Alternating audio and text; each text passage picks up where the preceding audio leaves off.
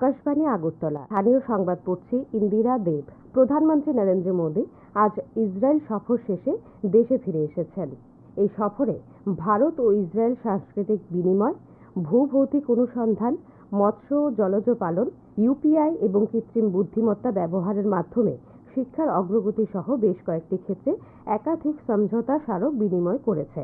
প্রধানমন্ত্রী নরেন্দ্র মোদী এবং ইসরায়েল প্রধানমন্ত্রী বেঞ্জামিন নেতানিয়াহুর মধ্যে প্রতিনিধি স্তরের আলোচনার পর এই সমঝোতা স্মারকগুলি বিনিময় করা হয়। পরে এক প্রেস বিবৃতিতে শ্রী মোদী বলেন, ভারত ইসরায়েল সম্পর্ক গভীর আস্থা, অভিন্ন গণতান্ত্রিক মূল্যবোধ এবং গভীর মানবিক সংবেদনশীলতার দৃঢ় ভিত্তির উপর প্রতিষ্ঠিত। শ্রী মোদী বলেন, এই চুক্তি কৃত্রিম বুদ্ধিমত্তা, কোয়ান্টাম এবং গুরুত্বপূর্ণ খনিজ পদার্থের মতো ক্ষেত্রে সহযোগিতাকে নতুন গতি দেবে। আগরতলা শিশু উদ্যানে 3 দিনব্যাপী বিকশিত ভারত ও বিকশিত ত্রিপুরার শীর্ষক মেগা প্রদর্শনীর গতকাল উদ্বোধন করেন মুখ্যমন্ত্রী প্রফেসর ডাক্তার মানিক সাহা।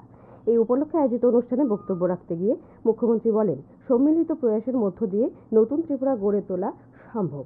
প্রধানমন্ত্রীর নির্দেশই প্রতিটি রাজ্যে কি উন্নয়ন হচ্ছে তার বাস্তব রূপরেখা তুলে ধরা, যাতে মানুষ উপলব্ধি এবং অনুধাবন করতে পারেন 2047 সালের বিকশিত ভারতের বাস্তব চিত্র কি হচ্ছে। মুখ্যমন্ত্রী বলেন, সবাই মিলে মিশন মোডে কাজ করলে এই ত্রিপুরার শ্রেষ্ঠ ত্রিপুরা, বিকশিত ভারত ও বিকশিত ত্রিপুরা গড়ে সম্ভব।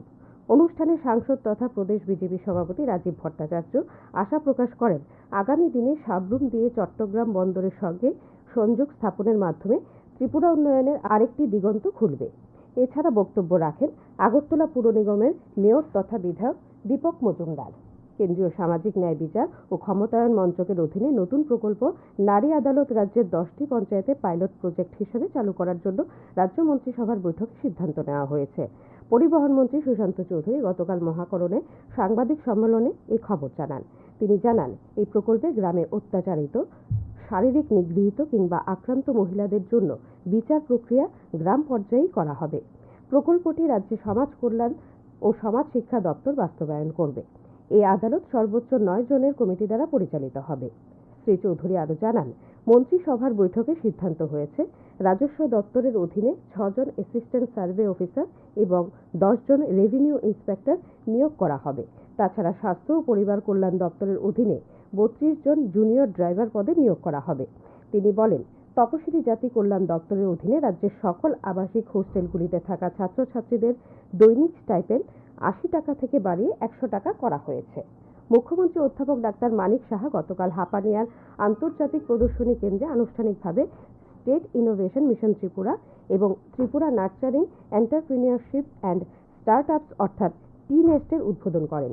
অনুষ্ঠানে তিনি বলেন, নীতি আয়োগের সহযোগিতায় ত্রিপুরা দেশের প্রথম রাজ্য হিসেবে এই ধরনের মিশন চালু করার গৌরব অর্জন করল। টি-নেস্ট সম্পর্কে মুখ্যমন্ত্রী বলেন, এটি রাজ্য উদ্ভাবন মিশনের একটি কার্যকরী শাখা হিসেবে কাজ করবে। কলেজ ও বিশ্ববিদ্যালয়ের ছাত্রছাত্রীদের উদ্ভাবন বাজারের চাহিদার সাথে সংযুক্ত করবে এবং বিনিয়োগের সুযোগ তৈরি করবে। অনুষ্ঠানে কেন্দ্রীয় বিজ্ঞান ও প্রযুক্তি প্রতিমন্ত্রী ডক্টর জিতেন্দ্র সিং বলেন, ত্রিপুরার উন্নয়নের মানচিত্রে গতকাল এক ঐতিহাসিক মাইল ফলক রচিত হল।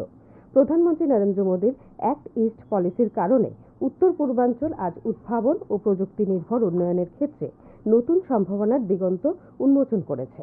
কেন্দ্রীয় বিজ্ঞান প্রযুক্তি মন্ত্রী ডক্টর জিতেন্দ্র সিং বলেছেন, প্রধানমন্ত্রী নরেন্দ্র মোদী উত্তর পূর্বাঞ্চলের সার্বিক বিকাশে আন্তরিকভাবে কাজ করছেন। গতকাল সিপাহীজলা জেলায় কেন্দ্রীয় সরকারের বিভিন্ন উন্নয়নমূলক প্রকল্প পর্যালোচনার পর তিনি সাংবাদিকদের একথা বলেন।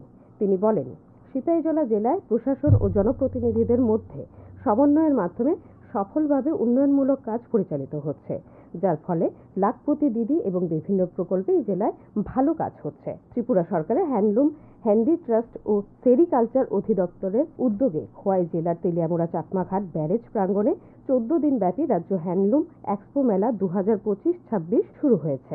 মেলার উদ্বোধন করেন রাজ্যের জনজাতি কল্যাণ দপ্তরের মন্ত্রী বিকাশ দেব বর্মা। উপস্থিত ছিলেন জেলা পরিষদের সভাধিপতি অপর্ণা সিংহ রায়, খোয়াই জেলার অতিরিক্ত জেলা শাসক অভিজিৎ চক্রবর্তী প্রমুখ। এখন আবহাওয়ার খবর। আজ আকাশ আংশিক মেঘাচ্ছন্ন থাকবে। সকালে হালকা কুয়াশা ছিল। দিনের সর্বোচ্চ তাপমাত্রা 32 ডিগ্রি সেলসিয়াসের কাছাকাছি থাকতে পারে। আজ ভোরে সর্বনিম্ন তাপমাত্রা ছিল 17 ডিগ্রি সেলসিয়াস। স্থানীয় সংবাদ এখনকার মতো শেষ হলো। পরবর্তী বাংলা স্থানীয় সংবাদ প্রচারিত হবে সন্ধ্যে 7:55 মিনিট।